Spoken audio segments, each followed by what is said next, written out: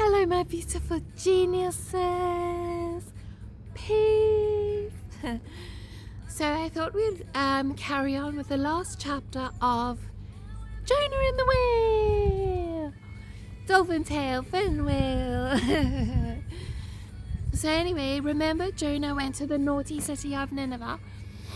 And there's a whole long story about how he got caught up in a storm because he ran away because he didn't want to tell these nasty people that they had another chance to be kind and nice.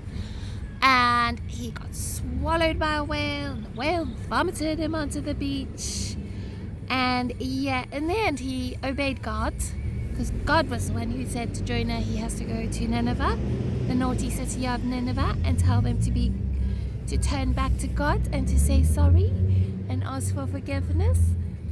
And then of course he did that. Jonah told them that 3 days he walked around this massive city, the naughty city of Nineveh. And yeah, they did say sorry and God forgave them. But unfortunately there wasn't a happy ending because Jonah started sulking. And he said to them, and we're reading from the Jesus Bible. Mine's from Amazon, pretty cool, isn't it? And Jonah said, it displeased Jonah angrily, and he was very angry. And he prayed to the Lord and said, Lord, isn't this what I said? You're so kind, of course you'll forgive these people. That's why I ran away, because I knew you would forgive them. And I know that, Lord God, you are a gracious God. You are merciful. That means he doesn't get cross quickly. You are abounding in steadfast love. And of course, God loved these people so much, he didn't want to see them get hurt by what they were doing. He wanted to give them a chance. And Jonah had a right meltdown, basically, and he shouted at God about them forgiving the naughty city of Nineveh. But to put this in context, you have to remember that Nineveh had been very cruel to Jonah's people in the past. They had skinned alive the people from Israel, like skinned them alive, taken off their skin of all the people of Israel that they had captured when they were still alive. Can you imagine how painful that would be? Imagine if someone came up to me and started like ripping off my skin while I'm still alive. Imagine if they did that to you, how flippin' painful that would be. And they did horrible things to Jonah's own people.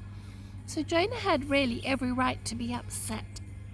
So before we judge Jonah too harshly, I want you to be thinking about all the people in your life that is really difficult to forgive.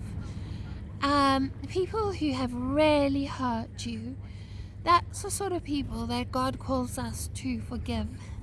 It doesn't mean that we let them hurt us again. Of course not. So we have to draw those boundaries and keep ourselves safe. But like from my own personal life, for example, I was really hurt for 4 years by a very cruel man and his wife. Like, I'm talking badly hurt. And they still live as my neighbors. And every time I see them, I get angry. And sometimes I shout at God. And I say, how can you let them get away with it? They hurt me so badly.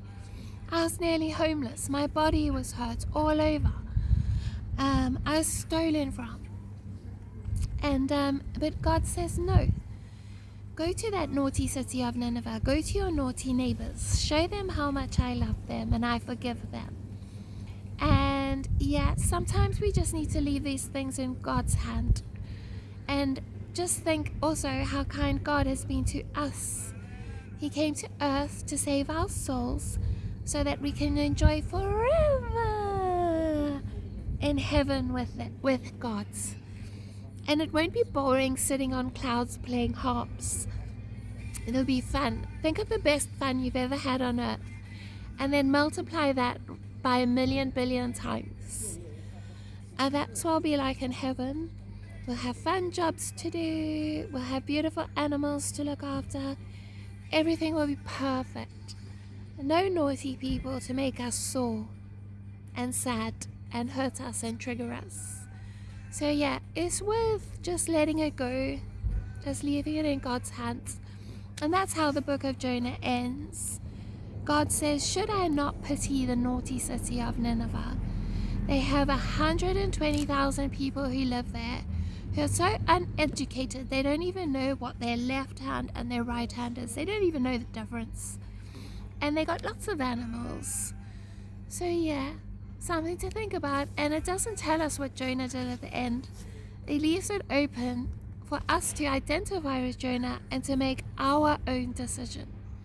Do we forgive and let it go and leave it in God's hands? Or do we stew and get bitter, not better, and unforgiving? Because like someone said, I'm sure you've heard it before, not forgiving someone is like taking poison and drinking it yourself. You just destroy yourself inside. But it's up to you. No one can shove it down your face. It's up to you whether you forgive or not. But remember how much God has forgiven you. And yeah, I'll stop my waffling and my lecturing now. I do love you all and I'm praying lots for you. I really do care for you. And it really ticks me off when I see people being nasty to you all.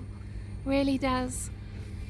So yeah, always here for you, always got your back. And remember, God has your back too. Peace. Stay low.